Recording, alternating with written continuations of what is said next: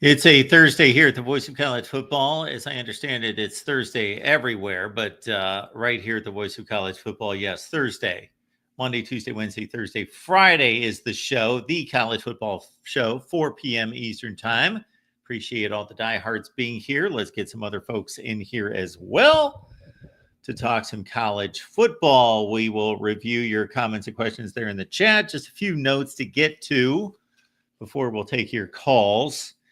Texas State about to wind things up in regards to their negotiations with the new Pac-12, a very much different looking Pac-12, aside from two schools, of course. It's basically the Mountain West going west, further west. The Mountain West becoming the Pacific Coast West is what that has become, and certainly not a Power 5 caliber conference, but a step up for Texas Tech, no doubt. Amazon links in the description section of this video and all the videos. When you shop Amazon, please use the link that we provide. We would appreciate that. That is the one way in which you can contribute financially to the Voice of College Football without spending a penny. Don't spend a penny. Still contribute financially to the Voice of College Football by using the Amazon link. We've got audio available. If you can't catch us on YouTube and can't watch, sometimes that happens to me that I can't pull up YouTube videos in the car. You can listen to us on your favorite audio platform. That would be Amazon, Apple, Spotify, iHeartRadio, and the like. We had our show On the Move, our recruiting and transfer portal update show with Leanne Herring last night. If you missed it, please check it out. Big news and big rumblings at places like Miami, Texas A&M, Florida, Kentucky. I said Kentucky. Yes, Kentucky even, as they have probably wrapped up their quarterback for the 2026 class from the Cincinnati area. And Oregon also has got a quarterback commit for this class as well. We are just about ready to produce our Oregon prediction video, so be looking out for our prediction videos. We've hit about 15 teams, most recently released. Alabama. And let's see, Florida State today. And if I can get to the editing portion of this, I'm running out on the show here and going directly to little festivities to deal with tonight, and we'll probably edit our Indiana prediction video. How about that? Indiana. Let's all flock to that one. Indiana tonight to be released. All right. Let's also keep in mind that the goal over the next few weeks, because once we hit media days, it's all going to be about 2025. So between now and then, I would really love to clean up a lot of these all-time rankings. So we knocked out the Big 12. We delivered those all-time rankings. We want to put together the ACC, the Big 10, and the SEC, and then wrap all that together and provide our, what do you want, a top 10, a top 20, a top 25 all-time program rankings. And then, of course, our ever-continuing series of national championships and evaluating the national champions and stripping some away and certainly adding many. Why would we add more when there are more than twice as many national champions as years awarded? Why would we do that? We will explain that at another time, as we have explained in the past, but we will probably do a big workshop some night. Maybe I'll just stay here. I'll just stay on here as long as it takes, 10 hours, whatever it is. And we will go through all the seasons in the history of college football, and we will determine valid national champions. Some people have taken offense to me reworking the national championship system and taken offense to me playing God, as it were. I have no power to take away national championships or award national championships, but I have the right, just like any other college football pundit or system, to say, this is our national championship list. And just to give you a precursor, during the college football playoff era, we are not taking away any national championships. Those were all earned. However, we are shedding light on some situations in which there were teams denied the opportunity to compete for a national championship. That happens and has happened during the college football playoff era. To me, there are no egregious examples of that in 2024. In 2023, Florida State. I don't care if nobody on the planet believes that Florida State could have won a national championship in 2023. They were denied the opportunity, although they earned it, they were denied the opportunity to win a national championship at 13-0.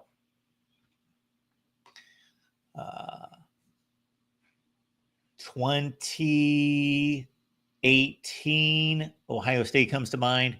2016, Penn State comes to mind. And 2014, you can make a case for Baylor or TCU, most likely Baylor, because they won the head-to-head against TCU. However, those teams did not play for a conference championship game title, so they played one less game, one less data point than Oregon, Alabama, and Ohio State. So I don't really consider that to be too valid of a claim. Then once we dive into the pre-college football playoff era, it gets messy in a hurry. So we have cleaned that up, and we've gone back to 1974. So we will probably, maybe we could repost those videos. Might as well get more traction out of these videos and make a few bucks out of them. I should download some of these previous videos and repost them. So I remember doing a live stream, maybe a couple live streams, in which we started with 2022 or 2023, whatever the year was at the time, and we went all the way back in time. And I've got our revised Voice of College Football National Championship list going back to 1974. So we'll have fun with that. Leave your comments and questions there in the chat. The super chat's available to gain my attention if you have any comments or questions you would like me to respond to. Obviously, we got the call-in line as well. So let's hit two topics before we take some calls. But as I continue down the promotional list, in addition to providing current, well, we already did that, current program rankings, all-time program rankings, got the Big 12 out of the way, need to get to the other three conferences and then put it all together. So we'll do that. The national championships, as I just mentioned, and then our next watch party. So if you weren't available, did not partake in the last watch party, we had a good time with Michigan fans. I don't believe there were too many Ohio State fans involved, but Michigan over Ohio State in 2021. That was our watch party on this past Monday. So that was our June watch party. We'll have a July watch party. We'll have an August watch party. So be looking out for the poll, in which we will first be taking your nominations for what games we should vote on. So I'm taking those right now. If you have any games that you would like to nominate for a watch party, bring those to me. Leave those in the comments section of videos. Don't leave them here. I won't see them, and these will be gone when the broadcast is gone. But leave those in the comment section of any of the videos, what games you would like to nominate for a watch party, and then we'll devise a poll, and we'll vote on the watch party for July. We'll do the same thing in August, and then the goal, the intent for the season, this is what I'm really amped up about, is during the season, we go through each weekend of games, and then on Sunday, we vote on the best game or the game we would like to watch. And then you guys tell me what you want to watch, and then we watch it as a rewatch, instant classic sort of deal on Monday night, Tuesday night, at some point early in the week. If you care to do that, become a member, and we can dive into watch parties. I believe we have found a way to do that in kind of an antiquated way, but it's the only way we can get around YouTube restrictions for that. All right, I did want to get to this Texas State deal briefly. Pete Thelma reporting Texas State expecting offer to join Pac-12. Texas state officials informing the Sun Belt Conference that they are expecting an offer from the Pac-12. The talks between Texas State and the Pac-12 have intensified in the last 24 hours. A formal offer is anticipated in the near future. That would get Texas State into the Pac-12 by 2026, 2027. That's next year, the first year of the conference. It would be the next step in the courtship, which may not formally conclude until Monday because of the process required to formally accept an offer upon receipt.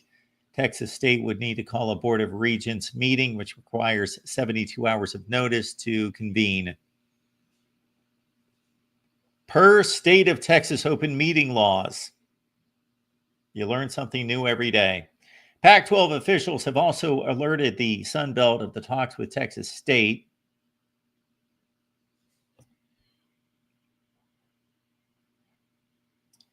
Anticipation of Texas State joining the Pac-12 has increased in recent weeks. The exit fee to join the Pac-12 for 2026 doubles from $5 to $10 million on July 1st. So they would need to do that. Yes, they want to get that done this weekend to save $5 million for formal board approval and to avoid the buyout. Texas State would become the league's 8th football member, which the Pac-12 needs as a minimum to operate as an FBS conference.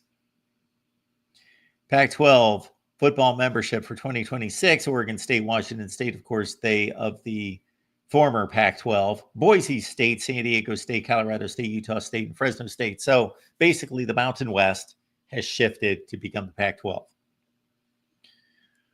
Minus Hawaii, New Mexico, Wyoming, Air Force, etc. Texas State is a school of 40,000 students that gives the Pac-12 a presence in the football-rich state of Texas. Joined the WAC in 2012 under coach Dennis Francione and entered the Sun Belt a year later. Okay, there we go.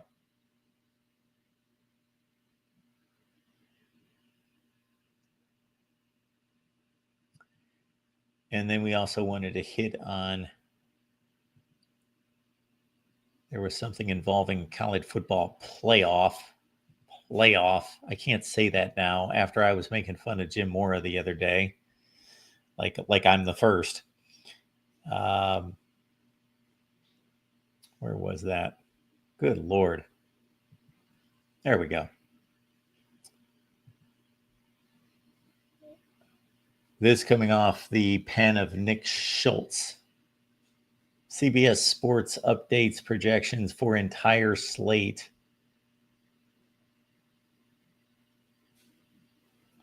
We only have 9 more Saturdays until college football 2025. The CFP is undergoing another change after increasing to 12 teams a year ago. And then we know about the new seeding process. It's just going to be a straight rip according to the rankings. So let's see. This is just fun. It's meaningless. Most likely none of these games, you can't even see it right now. Most likely none of these games are going to be played, but they're fun to see. So the CBS projection, is this CBS? Yeah, CBS projection. It's a bit confusing. This is coming from CBS Sports, but I think it's on 3. Is there a connection between those two? Anyway,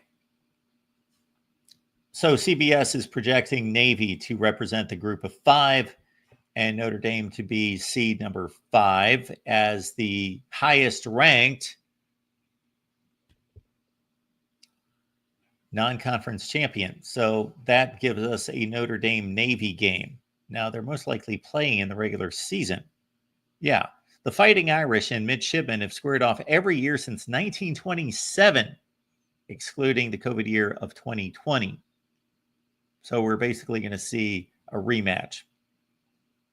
Yuck. So if this turns out to be true, Navy and Notre Dame would have played on November 8th, and Notre Dame would have won that game 49-20. And then they're going to play 6 weeks later. Yuck. Garbage. That's a waste of time. All right, this would not be a waste of time. The 7-10 matchup would be Georgia and Oregon, with Oregon hosting. Of course, Dan Lanning worked for Kirby Smart, and that was his last job as defensive coordinator before getting the Oregon job in 2022. And there we've got Oregon making the CFP, so they must have gone 10-2. Same with Georgia. Or maybe Georgia at number 10 in the country might be a 9-3 team, according to CBS. What do we feel about that? Next matchup would be LSU at 8, Miami at 9. And again, we've got non-conference champions here.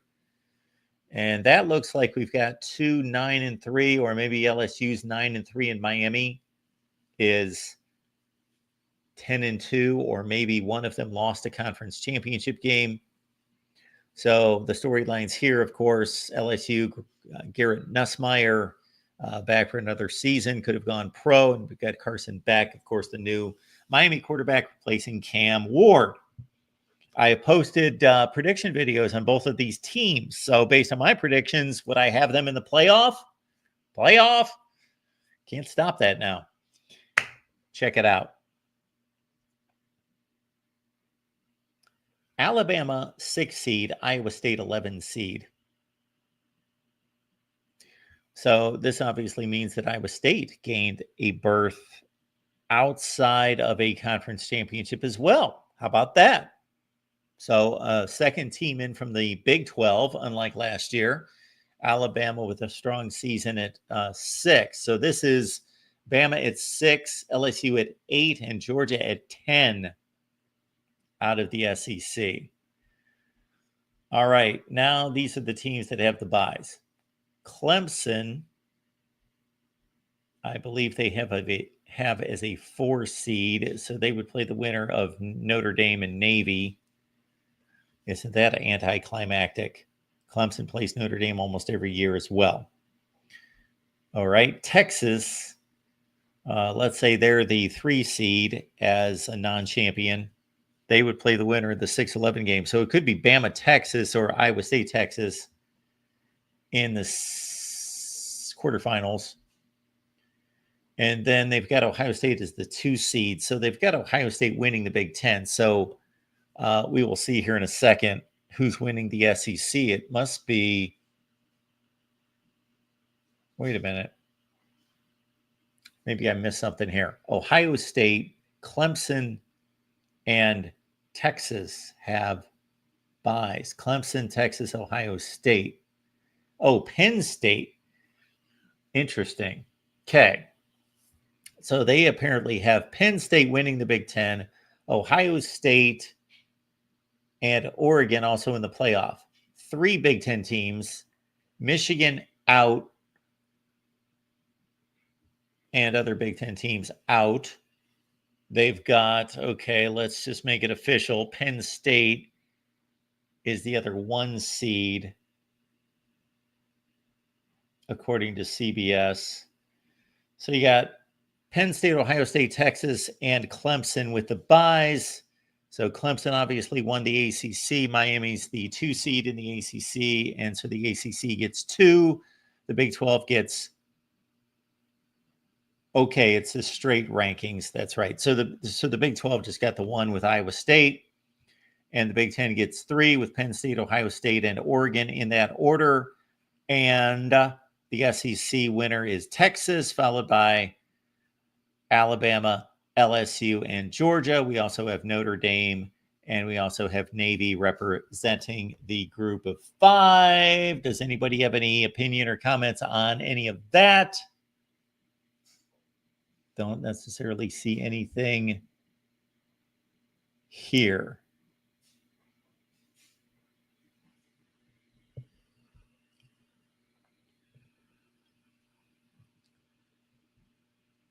And though it doesn't matter apparently to people, why not look at the bowl projections? Hawaii Bowl, Air Force and Liberty. That's always played on Christmas Eve. Boca Raton Bowl, Georgia Southern and Western Michigan. The Cure Bowl, James Madison and Boise State. Arizona Bowl. That's the one that outfit, what's their name? Barstool Sports don't they do the Arizona Bowl now? San Jose State and Northern Illinois with like the worst, but also maybe most annoying, but also most entertaining, depending on your perspective, broadcasting team of all time. I don't know who these people are, but if has anybody out there, let me know in the chat, watched either of the bowl games on Barstool Sports the last 2 years. It's funny because they are so, I guess, new wave, comfortable, casual, that they don't mind reading off the tweets from the fans who are watching the game, telling them how bad they are broadcasting the game. Birmingham Bowl, Arkansas and UCF. I'd watch that game. Bahamas Bowl with Western Kentucky and Buffalo. We've got the Pinstripe Bowl, North Carolina State and Wisconsin. Liberty, Kansas, Missouri. That sounds like a Liberty Bowl. Los Angeles Bowl, Utah and UCLA. They're playing the first game of the season, those two. The 68 Ventures Bowl. Don't know what 68 Ventures is. Fresno State and Louisiana. New Mexico Bowl. That's become quite a tradition there in New Mexico and Albuquerque. UNLV and Texas State. The Salute to Veterans Bowl. Bowling Green and Arkansas State. The Military Bowl. North Carolina Tulane. The Games Above Sports Bowl. Minnesota and Ohio. The Independence Bowl with BYU and Oregon State. New Orleans Bowl, Jacksonville State. They play in that thing every year, taking on Marshall. The Idaho Potato Bowl with Miami of Ohio against Colorado State. Guaranteed Rate Bowl, TCU and Iowa. Duke and East Carolina in the Fenway Bowl. South Florida and Coastal Carolina in the Myrtle Beach Bowl. I think that's a new one, right? The Myrtle Beach Bowl. Armed Forces Bowl, Army and Toledo. Las Vegas Bowl, Nebraska, Arizona State. I thought that was a Big Ten SEC matchup last year. Frisco Bowl, Texas San Antonio and Sam Houston. First Responder Bowl, Georgia Tech, West Virginia. Auburn and Memphis. They played in the Birmingham Bowl about 6 or 7 years ago. Texas Bowl, Baylor and Texas A&M. Old Southwest Conference foes and Big 12 foes. Music City Bowl with Illinois and Ole Miss. The Duke's Mayo Bowl. We all love that one. Florida State and Tennessee. A rematch of the 1998 BCS championship game. Holiday, Pitt, Washington, Alamo, Kansas State, USC. Pop-Tarts Bowl. Love it. Best trophy in the sport. By far, SMU, Texas Tech. ReliaQuest Bowl with Indiana, South Carolina. We've got the Gator Bowl with Louisville, Oklahoma. The Citrus, Michigan, Florida. They have played a lot. Outback Bowl in 2003. Citrus Bowl 2007. They played 3 times in 15, 16, and 18. Were those the seasons? 15, 17, and 18? Sun Bowl, Syracuse, Washington State. Is that it? Yes. Syracuse and Washington State. With, of course, CBS doing the game. All right.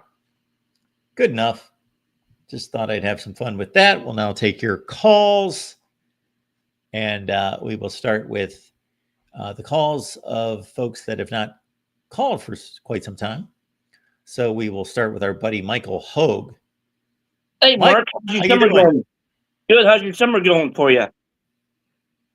My summer's been good. How about you? Not bad. Just rare day, travel days from umpiring baseball. Take out travel days. So that's what I've been doing most of the summer. It's been umpiring a lot of baseball. Hey, I just thought about this when you was going through all the bowl games and stuff like that. Have you ever done like a top 5 or top 10 list before of best non like I'm trying to think is with like the New Year's Six? You know how you got to beat the playoff now? Yes, I'm aware. Have you thought about maybe going back and maybe doing like a top 5 or top 10 of non like New Year's Six bowl games in history and stuff like that? Oh, the top 5 in history. Yeah, or maybe within the last 30 years. Well, what I have done a number of times is after the bowl games are announced, I've ranked the bowl matchups, but I've never gone through history, especially the non New Year's Six or BCS games. I don't know. Michigan and Arkansas played a great Citrus Bowl one year. So did Ohio State and Alabama. Those come to mind. We had the great Purdue game against Kansas State in the Alamo Bowl, 1998. Mm-hmm. With Billy Dickens at quarterback. No, 98 was Drew Brees. 97 was Billy Dickens. Well, then it was the 97 game. The 97 game, that's right, was against Oklahoma State. Then they beat Kansas State in 98. Gotcha. Yeah. Michael Bishop at quarterback. Yeah, who I think should have won the Heisman that year. No, wait a minute. Wait, 98. That was Ricky Williams, wasn't it? Yes, sir. So, no, I don't think. But I think Oklahoma. Do you think, speaking of K-State, do you think they got robbed that year? Or because they lost the Big 12, that was the right bowl game for them? Well, they got robbed in that they got dropped all the way down to the Alamo Bowl to take on a 7-4 Purdue team, but 7-4 Purdue team, 1998. You sure about that, Mark? That would be my guess off the top of my head. Maybe again, I'm getting mixed up with 97. We'll look it up right now. Yeah, because Purdue finished 9-3, 97, and 9-4 in 98. Because they had that because everybody was thinking that when Purdue went out to Los Angeles to play USC. I said 7-4, they were 8-4. If you're correct. Everybody thought that it was going to be a shootout between Carson Palmer and Drew Brees that day, but Palmer had the better end of the game that day. Carson Palmer. What are you bringing up here? When in 1998, yes, when Purdue went out to Los Angeles to play USC in the Coliseum. Gotcha. Yes. Everybody thought it was going to be a shootout between to see who can outdo each other, and Carson Palmer had the better game that day. Yeah, I watched that game. I couldn't tell you anything about it here 25 years later, but I know I watched the game. That was the first game of the season, right? Yep. And stuff like that. I wish it kind of was started doing one day. Did like to call it the Pigskin Classic or something back then? Well, I'm looking at it right now. So USC won 27-17. Yes, it was the Pigskin Classic at the Coliseum there on August 30th. And yes, Purdue, as you correctly stated, went 9-4. So they went 8-4 in the regular season. I said 7-4. That's basically what I meant. They lost 4 games. I forgot when they went to, everybody else was playing 11-game seasons. It was just that they played that extra game. And then 1997, they finished 9-3 the year before. Yeah. And if I'm not mistaken, wasn't it the year after that they started going to the 12-game schedule, or was that in 2000? You are correct. In 1999, Purdue went.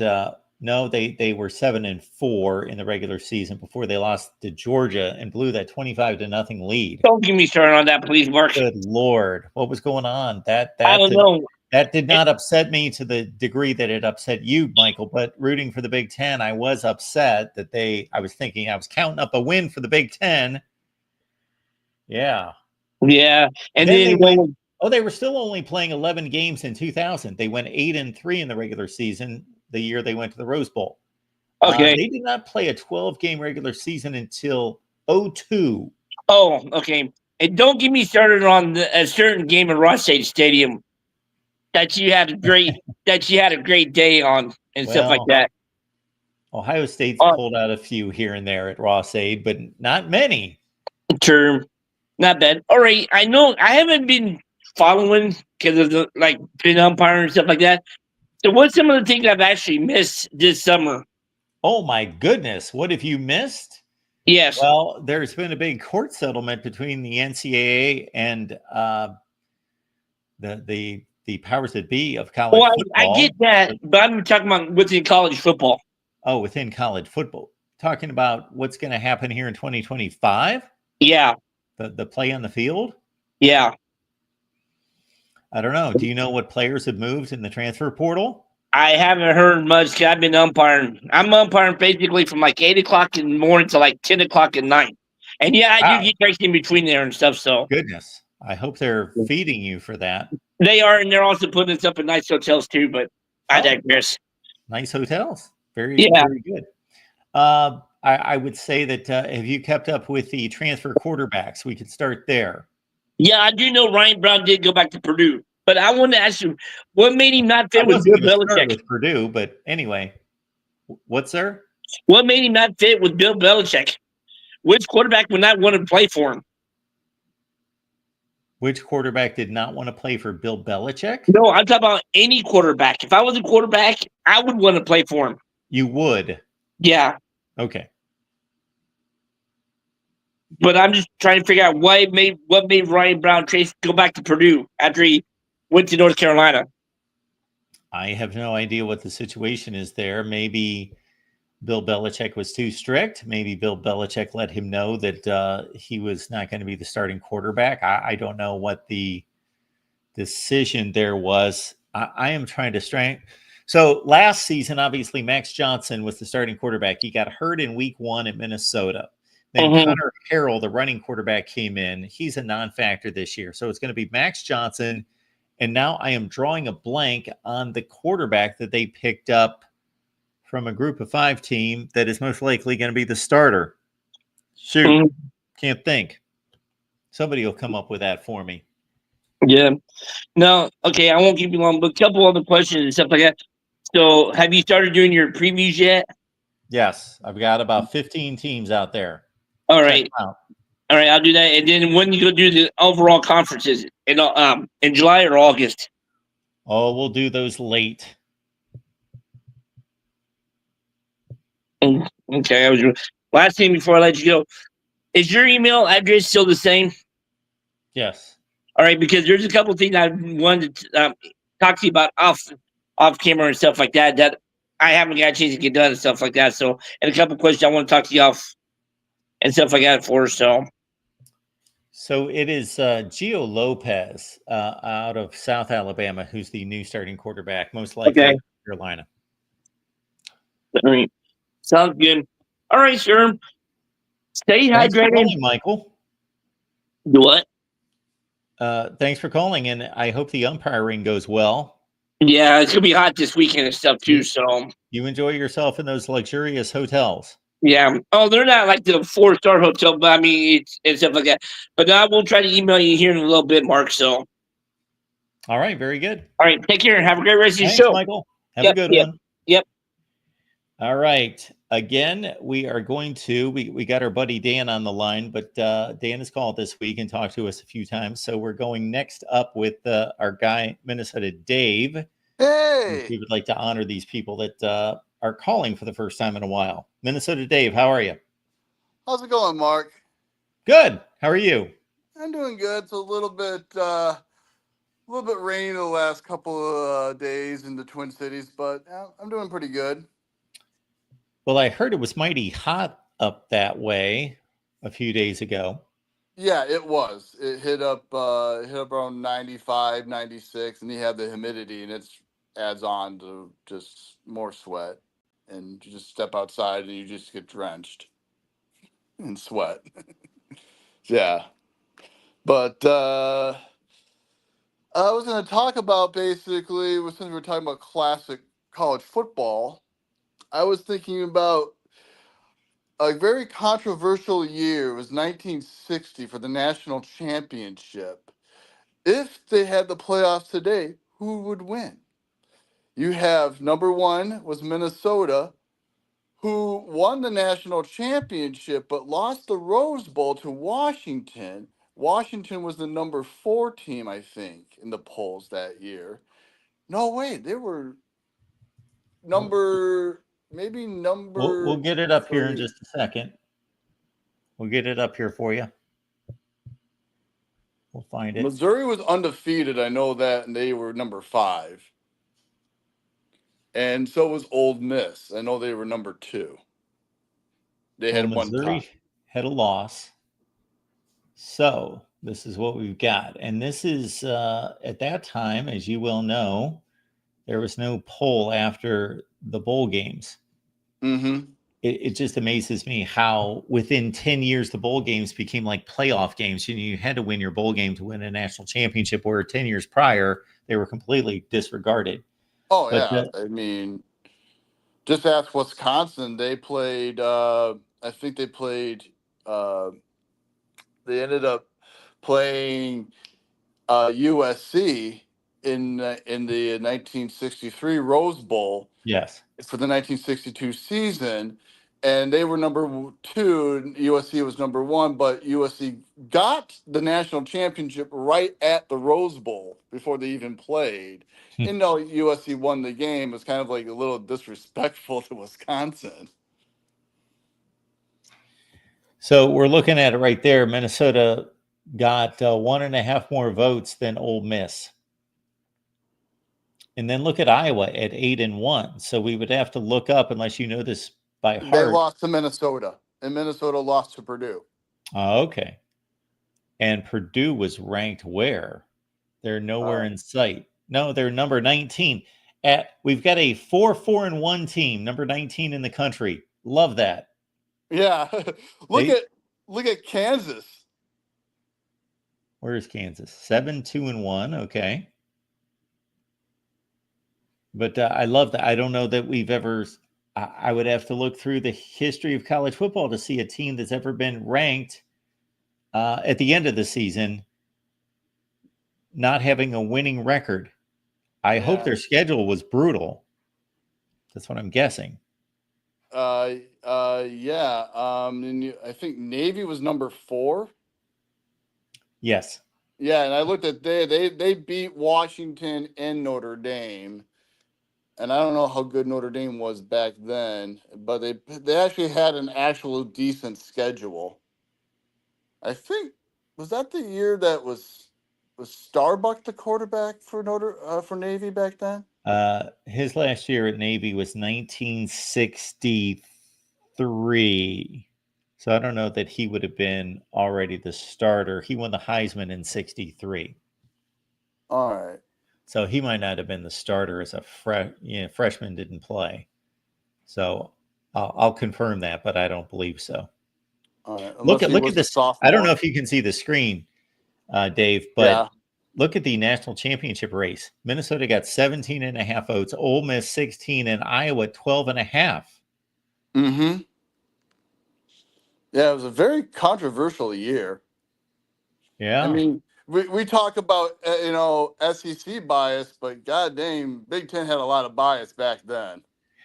So Minnesota lost the Rose Bowl to Washington after this poll. So they actually finished 8-2. Mm-hmm. Okay. Interesting. Well, if we take the bowls into account, my goodness, I don't know, because Minnesota would have finished 8-2. Don't know what Ole Miss did in their bowl game. We'd have to go through each team. Iowa, of course, did not play in a bowl game.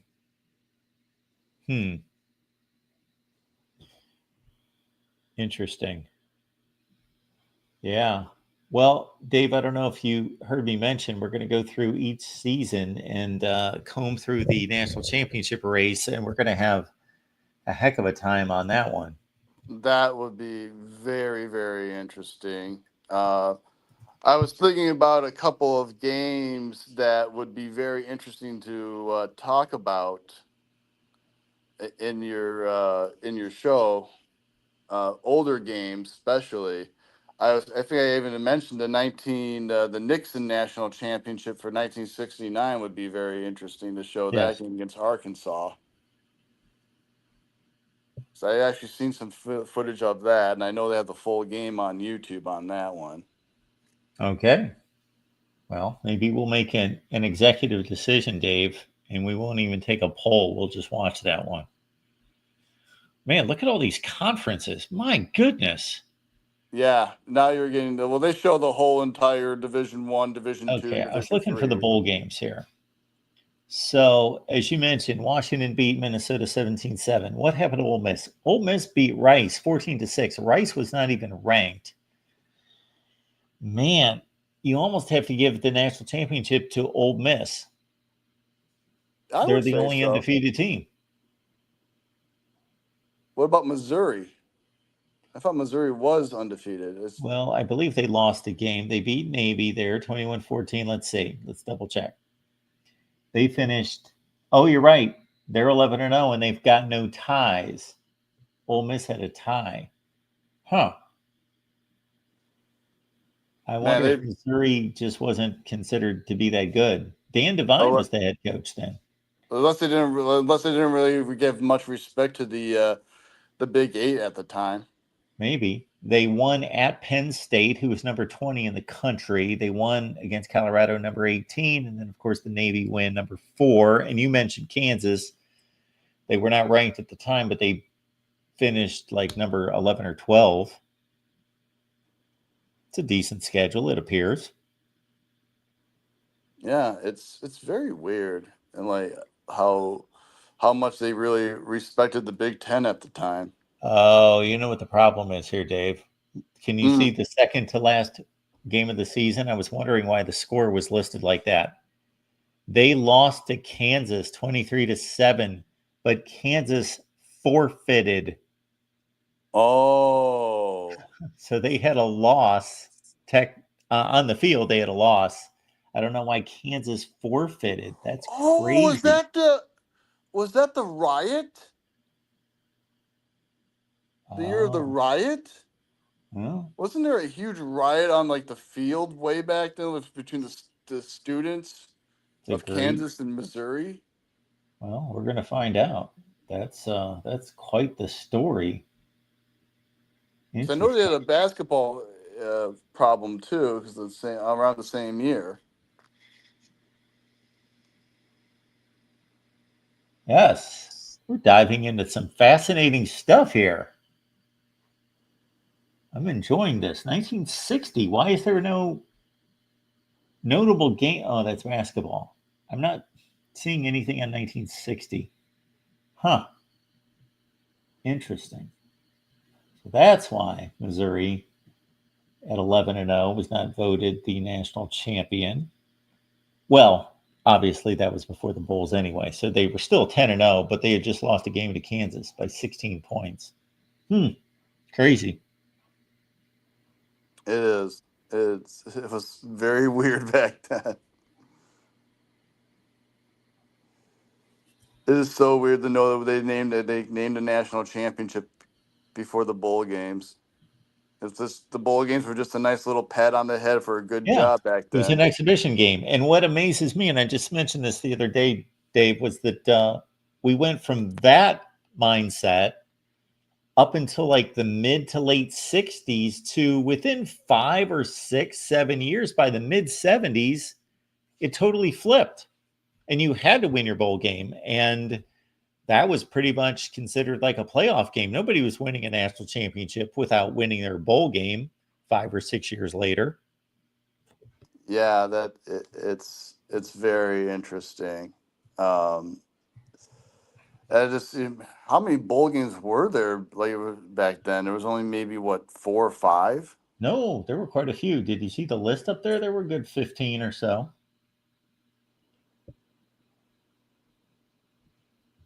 The 1960 Missouri-Kansas controversy. Okay. The most infamous game. Kansas beat number 1 Missouri, squashing Missouri's hopes for a national championship. However, Kansas was later ordered to forfeit the win due to their use of an ineligible player. Was it Oh, simply a case of them cheating, as some Tiger fans would claim? Well, they wouldn't have known that unless that was the second to last game of the season. Unless they found that out in a week, they wouldn't have known that when they voted. yeah,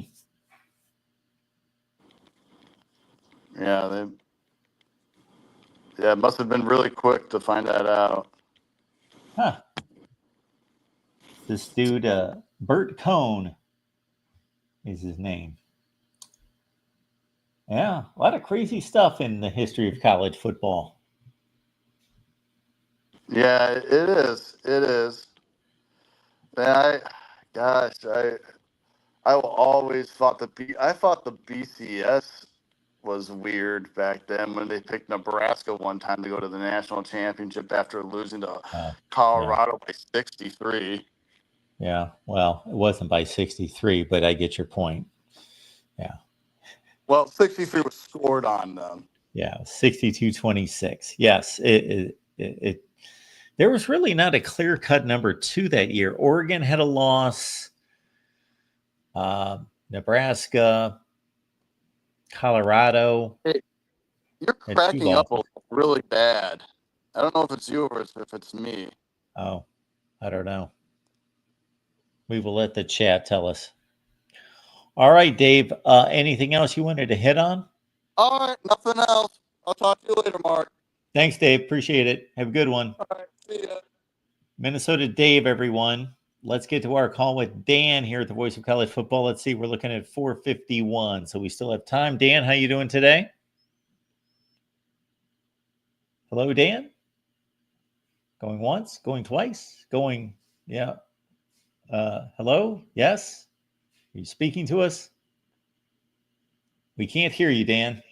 I'm right here, Mark. There we go. Pete's sake. I know that you're right there. I said we cannot hear you. Oh, Okay, sorry. I was now we can. letting Minnesota Dave speak, but how you doing?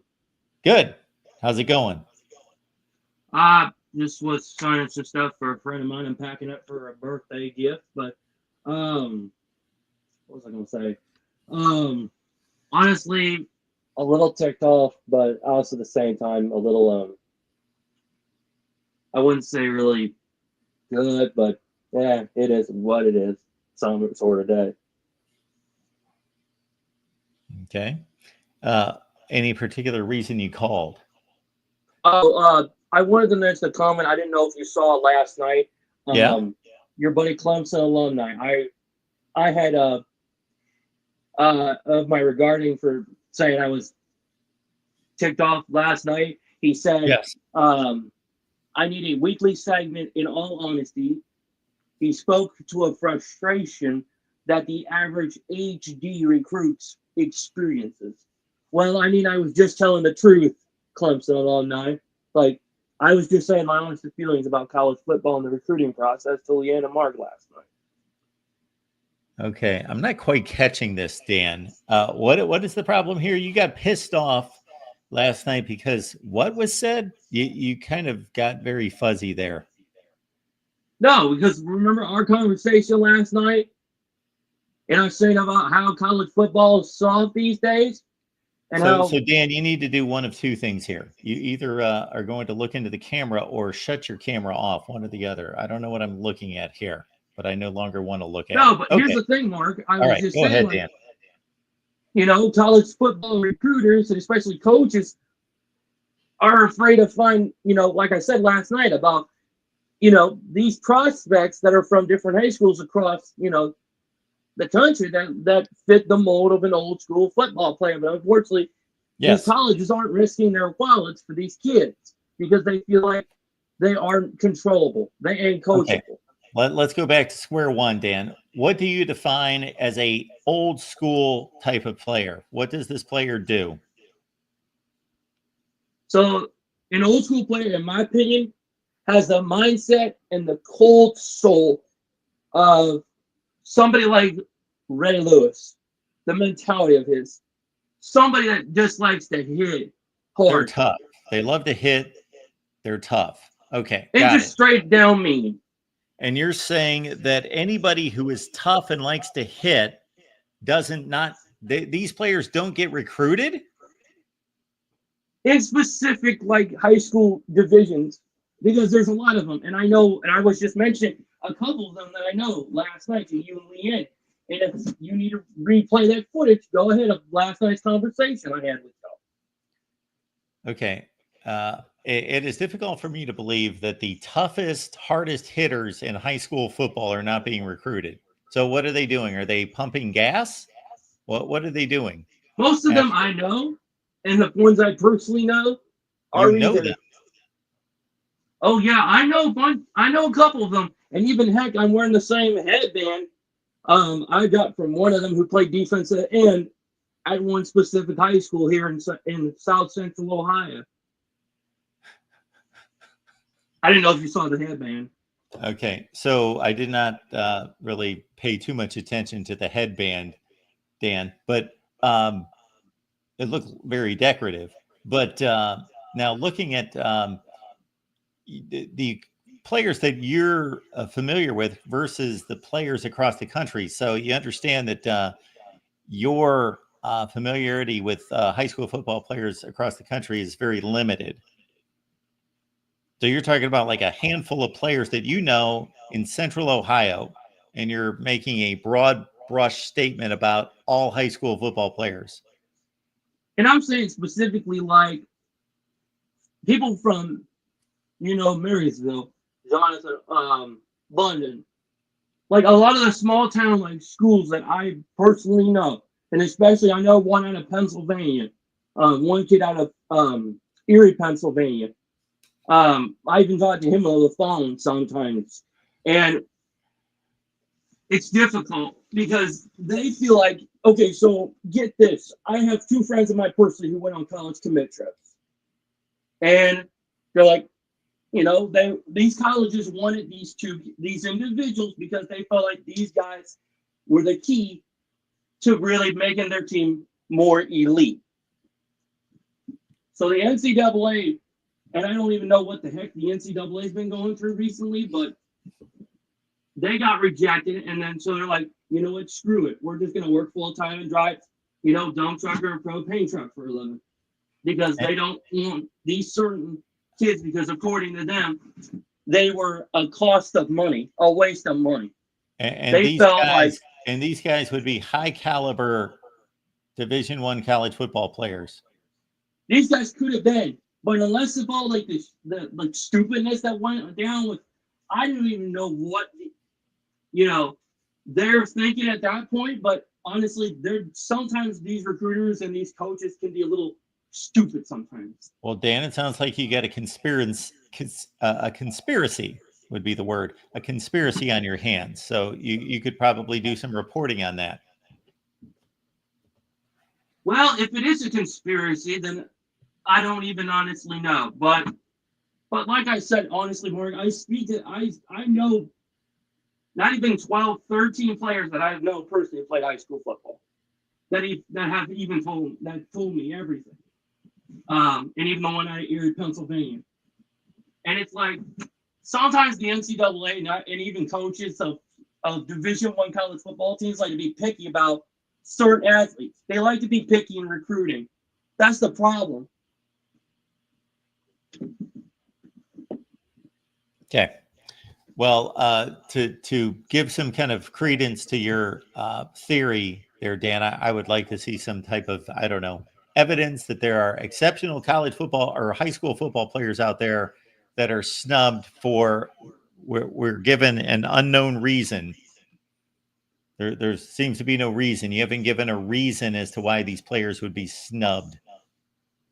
And like I said, a reason, and that's because these schools felt like they were a waste of money to actually invest in, or either they were just the other two options, uncontrollable or uncoachable, or they just got a bad Well, then attitude. that would be a valid reason. If they're uncoachable and a waste of money, then they're not going to recruit those players. Well, in my opinion, if they actually don't bring these kids on campus and actually have them, actually work with them, maybe they could be coachable. Yet you say they're uncoachable, but you don't know but you don't feel like you don't want to coach him because he could be a terrible influence in the locker room. Or perhaps, in this case, this person could actually be a great asset to a team, yet they won't take the time to actually sit down with the kid, actually see what he's capable of, and actually have him, train. Dan, I would give some semblance of thought to your little philosophy there, except for there are dozens, if not hundreds, of high school football players that are signed each year that have issues on their record from school that were not choir boys. And because they're talented football players, they are still given an opportunity. So it's not like these coaches are looking for choir boys, and for anybody who's ever done anything wrong or threatened anyone or physically abused anyone or done anything of the sort have never been given a chance ever. So I don't understand really. And here's the thing: in their defense, they don't push around people. They've never done that. And I've actually personally asked them myself, and I even grew up with these kids.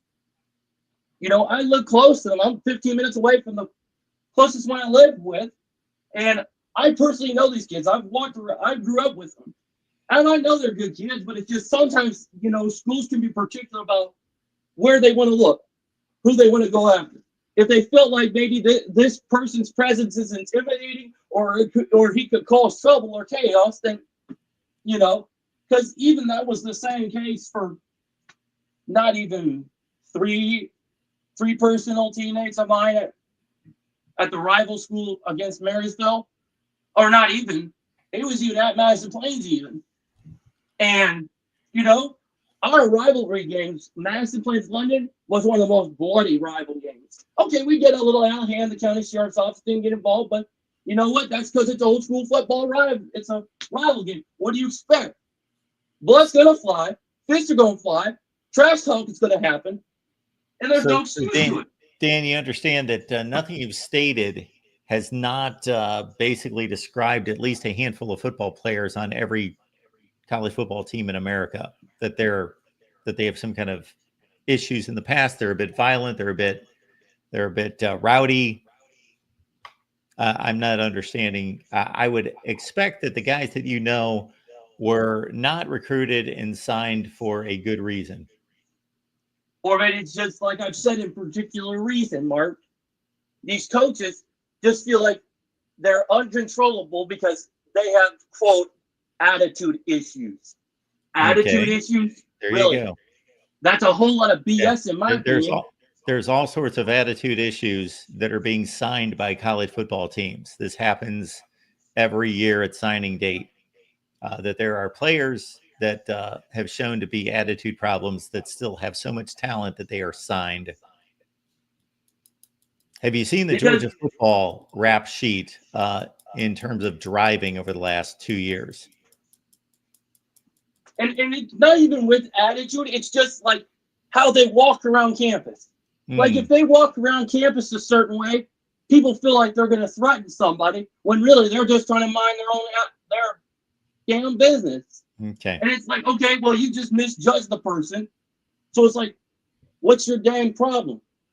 Like, in my opinion, it's happened to me. It appears as though you should be taking your gripe to some type of an authority, going to a university instead of calling the show here. We have very little influence on anyone. I know, but I'm just saying the discretion. I'm just saying my discrepancy, Mark. Absolutely.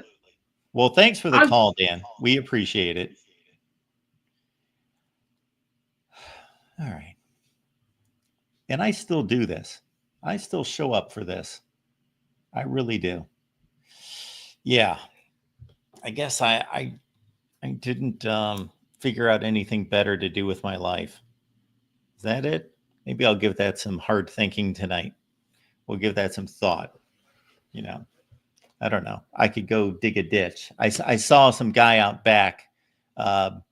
He was basically blowing debris around, and I figured, I could do that. I can do that. I don't think it takes a whole lot of skill to do that. I'm qualified to do that. I can blow around some debris, clean up the development here. Maybe that's what I'll do.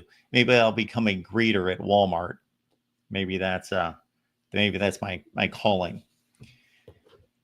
All right, folks, we do appreciate you being here at the Voice of College Football. We've got our next show coming up on Friday at 4 p.m. Eastern Time. In the meantime, I'm going to go play myself some pickleball and have a good time doing that. But thanks for showing up. Appreciate it. We've got a long litany of shows on various channels, including Clemson, Michigan, Alabama, Ohio State, and some others.